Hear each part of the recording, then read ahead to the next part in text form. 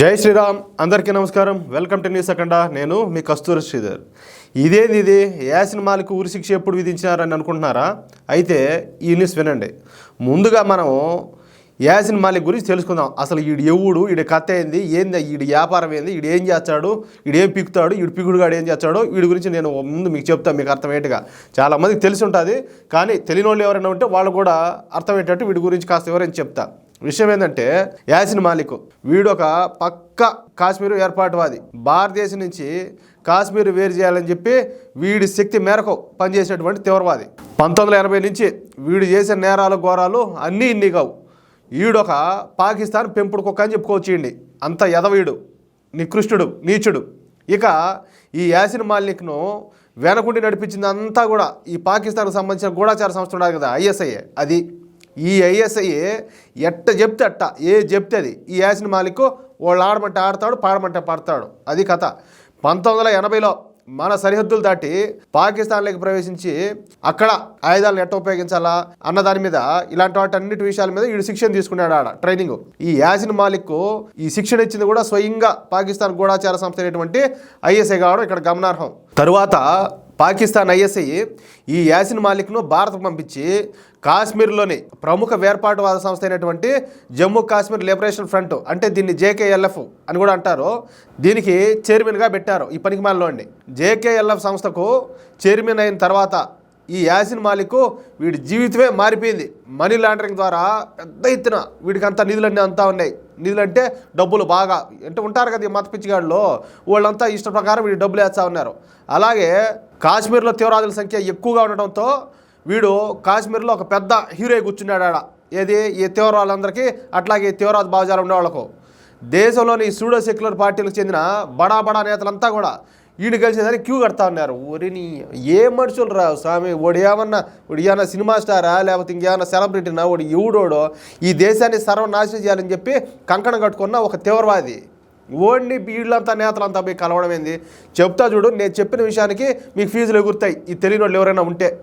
అయితే ఈ యాసిన్ మాలిక్ మాత్రం మనీ లాండరింగ్ ద్వారా తీవ్రవాదులకు పెద్ద ఎత్తున ఆర్థిక సాయం చేయడమే కాకుండా వాళ్ళకు ఆయుధాలను అందించడము, వాళ్ళ చేత మన సైనికుల మీద, మన భారతీయ సైనికుల మీద బాంబు దాడులు చేయించడం, ఇట్లాంటి పనులన్నీ చేస్తూ ఉన్నాడు. అంతేకాకుండా 4 ఐఎఫ్ఎస్ ఉన్నతాధికారులను కిడ్నాప్ చేసి స్వయంగా వీడు హత్య చేసినాడు. అప్పటి నుంచి వీడి పేరు కాశ్మీర్లో మారుమోగిపోతా ఉంది. అంటే ఈయన ఏంలే, వాళ్ళందరికీ నేను చెప్పినా కదా, ఈ తీవ్రవాద మనస్తత్వం ఉన్న వాళ్ళందరికీ కూడా వీడు ఒక హీరో మారినమాట. ఈయన కథ ఏం మామూలుగా సాధ్యపడేట్టుగా లేదు.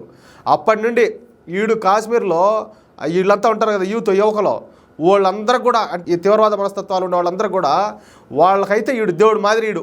అయితే ఈ యాసిన్ మాలిక్ ఇన్ని దేశ వ్యతిరేక కార్యకలాపాలు చేస్తూ ఉన్నప్పటికీ కూడా అప్పటి యూపీఏ ప్రభుత్వం, అంటే ఎవరు, ఈ కాంగ్రెస్ ప్రభుత్వం ఈ యాసిన్ మాలిక్ను ఒక సెలబ్రిటీని చేసి పెట్టింది. ఇప్పుడు కొంతమంది ఉంటారు కదా నెగిటివ్ కామెంట్లు పెడతా ఉంటారు. ఇప్పుడు పెట్టండి చూద్దాం, మరి దీనికి ఏం మాట్లాడతారో దీనికి చెప్పండి సమాధానం. ఏదైనా మాట్లాడితే ఒకటి చెప్తే ఇంకో దాని గురించి చెప్తారు. స్వయంగా అప్పటి ప్రధాని మన్మోహన్ సింగ్ ఉన్నాడు కదా, ఈ యాసిన్ మాలిక్ నిర్వహించినటువంటి ఒక కార్యక్రమాన్ని హాజరైనాడు.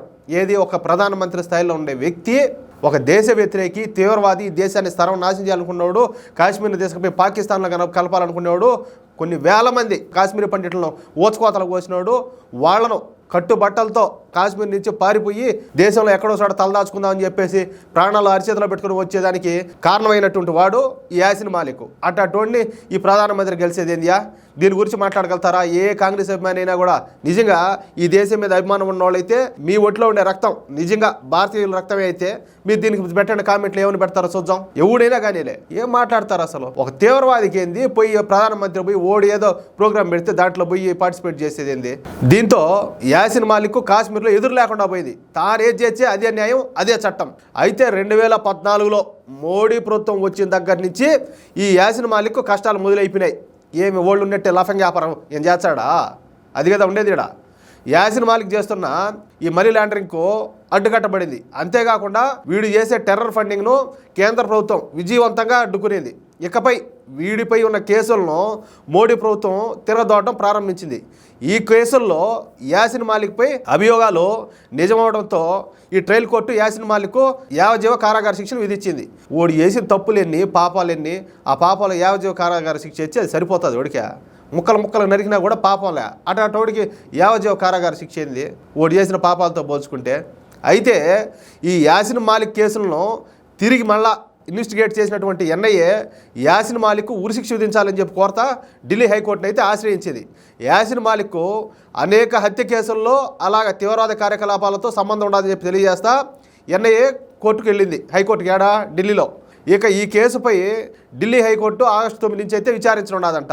అది పాయింట్ అయితే యాసిన్ మాలిక్ చేసిన దురాఘాతాలన్నింటికి కూడా, యాసిన్ మాలిక్ చేసినటువంటి దారుణాలన్నింటికి కూడా ఎన్ఐఏ సాక్ష్యాధారాలు అయితే సంపాదించడంతో ఈ యాసిన్ మాలిక్కు ఉరిశిక్ష పడే అవకాశాలు పుష్కలంగా ఉన్నాయి.